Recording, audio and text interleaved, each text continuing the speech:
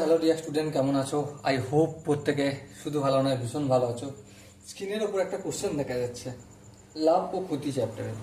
এই প্রশ্নটা আমরা মন দিয়ে পড়বো, বুঝবো, তারপর অঙ্কটা প্র্যাকটিস করবো। ওকে, চলো কি বলেছে দেখো। বলেছে যে একজন ব্যবসায়ী ক্রেতাদের নির্ধারিত মূল্যের উপর 5% ছাড় দেয়। বেশ, যে দ্রব্যের ক্রয় মূল্য 712 টাকা 50 পয়সা, তার নির্ধারিত মূল্য কত হলে ব্যবসায়ী মোটের উপর 33.13% লাভ হবে। ওকে, সো এখানে চারটে অপশন আছে। অপশন এ আছে 950, অপশন বি আছে 850, অপশন সি আছে 1000 টাকা এবং অপশন ডি আছে 900 টাকা। সো মাই ডিয়ার ওয়াটসন, এখন আমাদের খুঁজে বের করতে হবে সঠিক অপশন কোনটি। ওকে, তাহলে চলো করতে শুরু করি। সো দেখো, আমি এখানে এমআরপি মূল্যটা জানি না, ধার্য মূল্য জানি কি না। তাহলে আমি ধার্য মূল্য ধরে নিচ্ছি, যেটা এমআরপি প্যাকেটের উপর লেখা থাকে এমআরপি, ওটা হচ্ছে এক্স টাকা ধরে নিচ্ছি। কত টাকা ধরছি? এক্স টাকা। ওকে, এবারে যদি 5% ছাড় দেয় তখন ক্রেতা হাতে কত টাকা পায়? তাহলে এক্স টাকা এমআরপি, তা থেকে ছাড় দিচ্ছে এক্স এর 5%। সো এটা যদি ক্যালকুলেশন করি কি পাবো?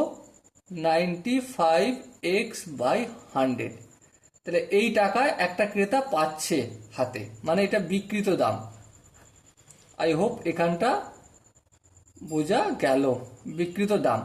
এবারে এক্স মাইনাস এক্স এর 5% কি করে হলো? আই হোপ তোমরা এই ভগ্নাংশের যোগ বিয়োগটা জানো, সেই ভেবে আমি এখানটা ছাড়লাম।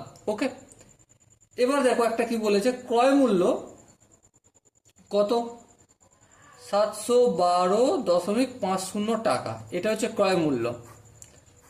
আবার গল্পটা কি বলেছে, যে ক্রয় মূল্যের ওপর ব্যবসায়ীর মোটের লাভ 33.13%।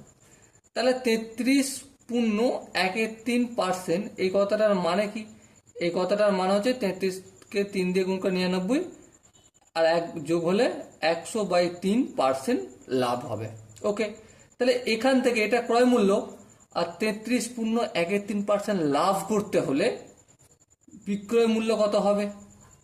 বিক্রয় মূল্য কত হবে? 712.50 প্লাস 712.50 এর 100/3%।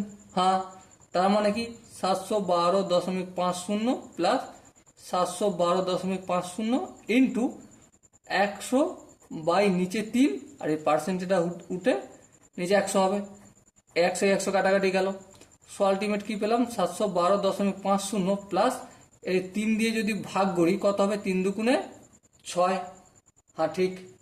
তারপর 1 থাকলো, 3 তিরিককে 9, তারপর 3 তিরিককে 9, তারপর কি হবে? তারপর 3 7 21, হাতে 1 থাকলো, 0.35 15। একটু ভালো করে করে দিতে তোমরা দেখে নিও। ওকে, তাহলে আলটিমেট কি পেলাম? 237.5। এবার এটাকে যদি যোগ করি কি পাবো? যোগ করলে 950 পাবো। তাহলে এটা একটা বিক্রয় মূল্য।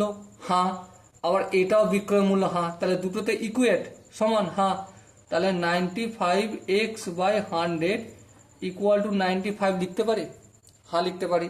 সো আলটিমেট এক্সটাকে রাখলাম, বাকি সমস্ত জিনিসটা আমি সমানের বাম দিক থেকে ডান দিকে নিয়ে যাচ্ছি। 100টা ছিল ভাগ, অপোজিট দিকে গেলে গুণ হবে। আর 95টা এক্সের সঙ্গে গুণ ছিল, অপোজিট দিকে গেলে ভাগ হবে। আচ্ছা, এটা তো 950। হ্যাঁ ঠিক আছে। এবার দেখো, 95 1 কে 95, 95কে 10 দিয়ে গুণ করলে 950। সো 10কে 100 দিয়ে গুণ করলে কত হয়? 1000। এবার ধ্যান দিয়ে লক্ষ্য করো, 1000টা কি বেরোলো?